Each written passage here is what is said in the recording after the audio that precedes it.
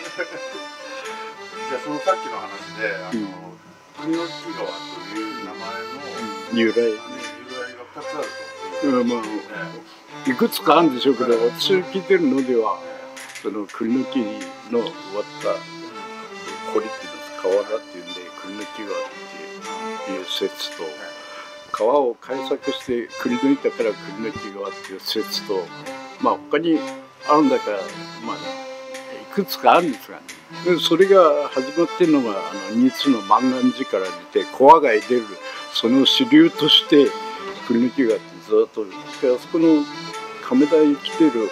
それと並行してきてて富山型へ入って富山型を経てこの港まで流れたわけですね。結局はぬったりの基幹道路なんですよ、ね、当時はほとんどが船便なんですよ。だからそれに伴ってその川沿いにまあなんて言いますか醸造関係とか資材関係とかそういう業種が余計になったわけですね。亀田湖っていうのはだから小川から下越全体を亀田湖、今の亀田湖水利組合はどこまでの範囲、富山型周辺を含めてなんだかそれは分かりませんけど、これぐらいまでもまあね泥田で田植えしたわけですよ。極端に言えば稲を作られるような田んぼではなかったわけだ、ね、そういうところへやってた。だからほとんどすごい労働力がいったわけですね。でそこに伴って川のあれに伴って板合わせとかああいう船大工が何軒もある。私の知ってる限りでも富山型から信濃川の出口まで西港までの間に6軒ぐらいあります。船大工。それで大きい船は作らない。木造船でもああいう漁船ね、海に出る漁船なんていうエンジンのついた船はこの別のただ船大工として田んぼ船とか板合わせとか釣り船とかっていうまあ船作った船大工が神の方で大きいからこっち来てボート佐藤桜井大竹私の知ってる限りは6、7件ありましたね。はい。それであくまでも川と言いましても用水の川です。だからあそこに礎門っていうもう潮が混んでくると海の水が入るわけです。それとねまだ富山型の入り口に武雄排水機っていうのがあれが確かね昭和23年に出来上がったんです。昭和18年から始まったんです。戦時中から。できたんだけどそれがほらほとんど今あって亡きがごときですけどね。っていうことはさっきの話に戻るけどまあほとんど今の笹口ねバイパスから向こうは一般住宅なんてないわけですよ。全部田んぼですね。それでこの栗の木川に対する道路が支線でできてるののまあ7割は堀だったんですよ。それを埋めて栗の木川に出る道路になった。ここだとそうですよ。ね、ここは道路でまあ堀だったんだけど栗の木川へ流れてたわけ。向かいもそうですよ。それからそのおっちゃん町内でも2カ所全部、まあ、一般の生活排水までみんな流れてた。はい。だからそういう意味でそれがみんな道路、まあ、交通量の関係もあるし、まあ、船便がダメになって陸送トラックの時代になってみんな道路になったりして新潟の東堀西堀と同じようなね、新堀とか多聞川とか全部堀でしたね。それと同じことは言えるわけですよね。だからほとんどが水噌醤油酒漬物ね、食品関係の工場ではね、あとまあ醸造家っていうかそういう人たちと、それから製材所、材木屋さんがやっぱ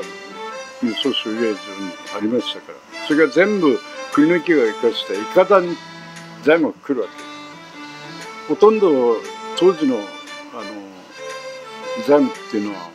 阿賀野川とか信濃川を渡ってきてこっちへ入ったわけ。これ川端にだけど新潟島でも信濃川端にも何軒か製材所ありましたでしょ。ね。だからああいう大川ばっかりなくてこっちへ入ってきたのがみんな。それでその後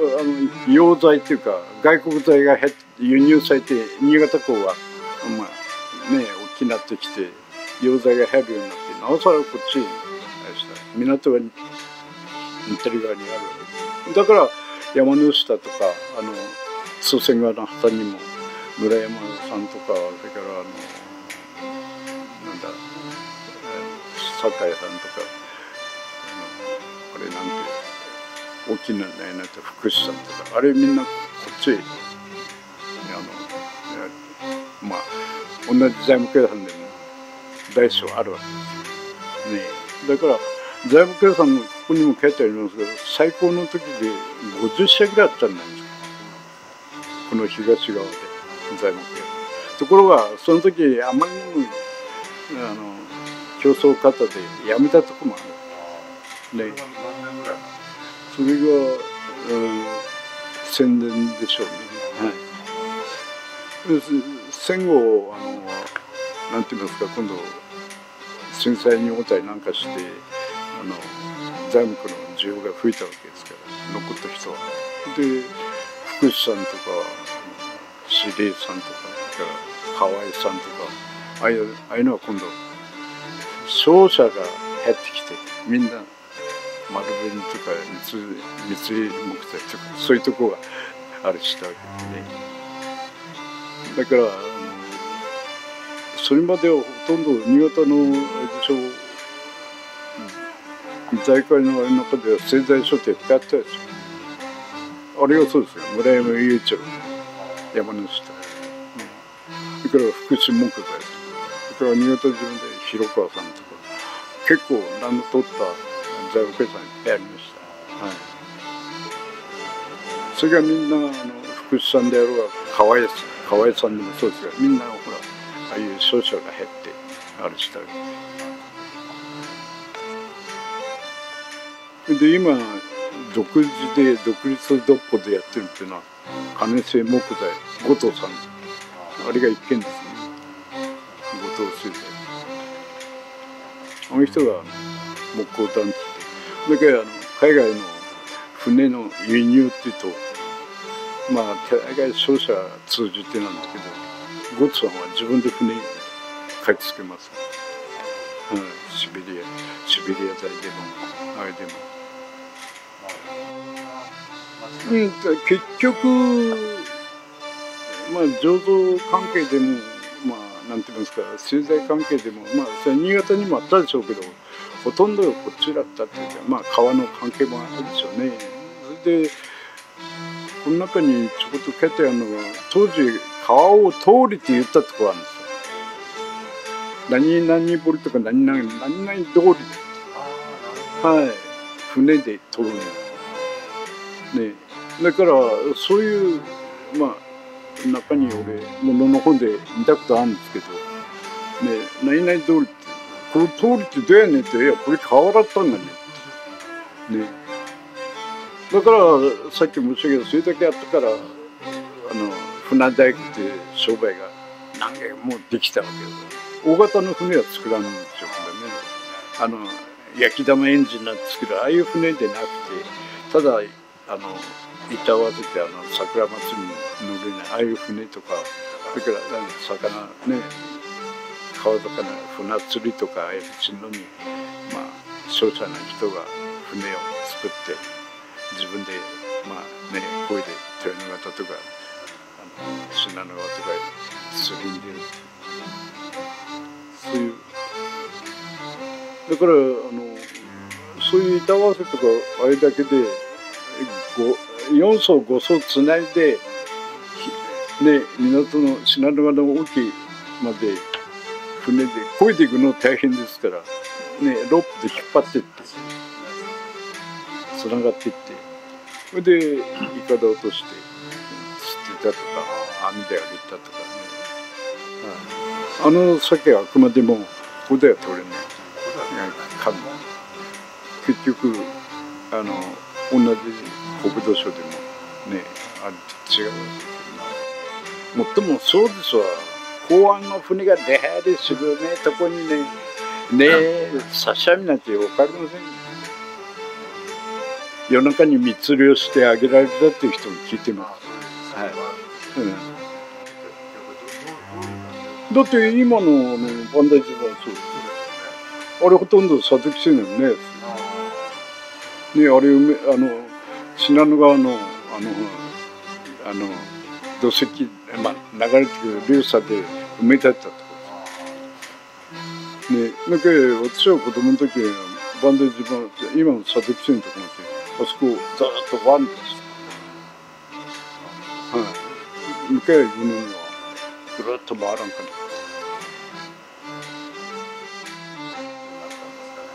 いや結局陸上輸送が発達してきて、とても大量輸送できるようになったわけですよ、船では。そう40年代でしょ。40年、50年ぐらい、半世紀ちょっと後でしょうね。地震の時がまだありましたからね。地震の前に柴田街道のそこの明石通りができたんですね。これ新潟駅できた後に地震ですね。それであそこ全部一面埋めて今の明石通りとか東横通りになったんです。今の東洋ホテルが新潟駅やったのはあそこ行ったわけね。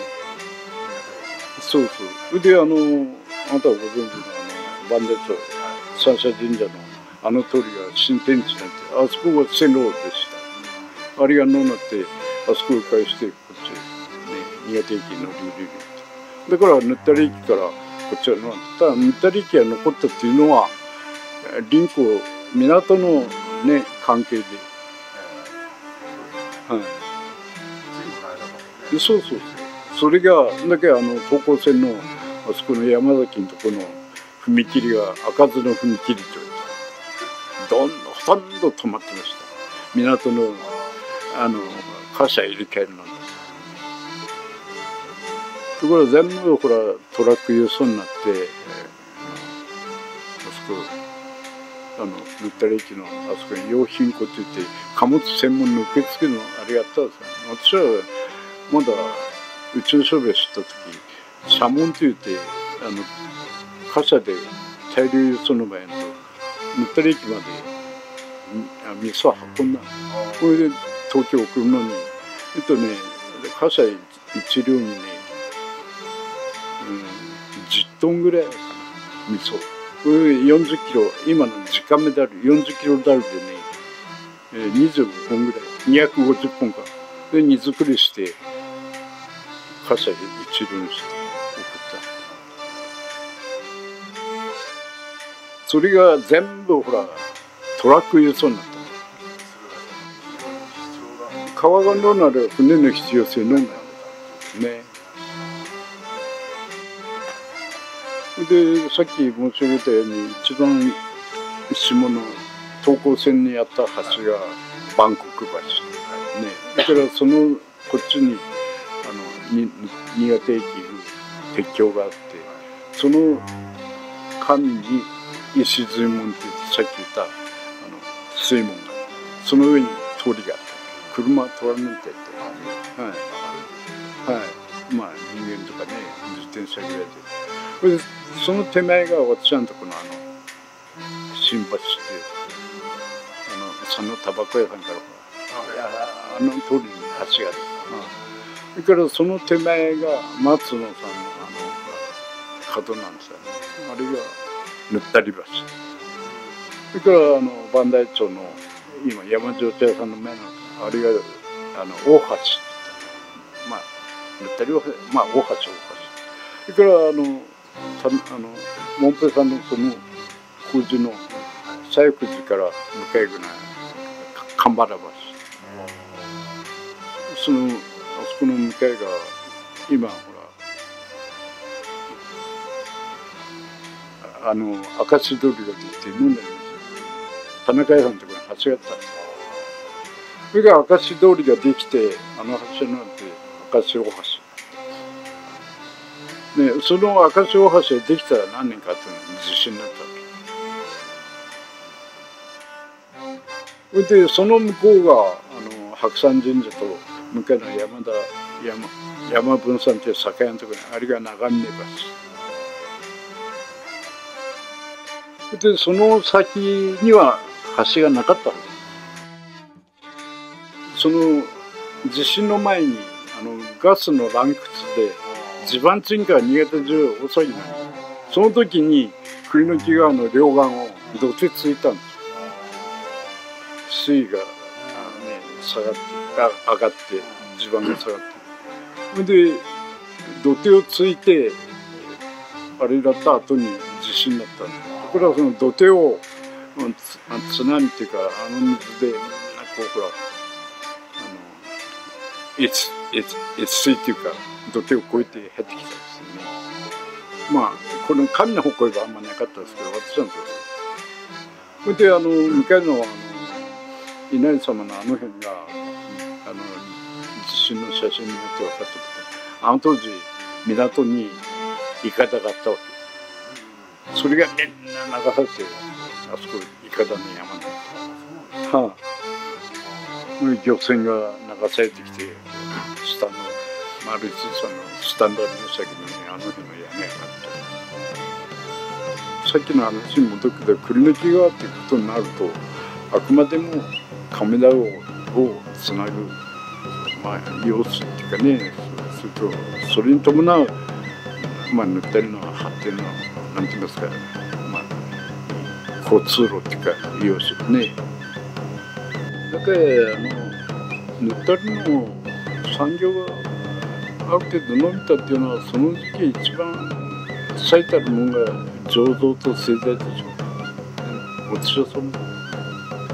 製材業者と醸造業者でしょう。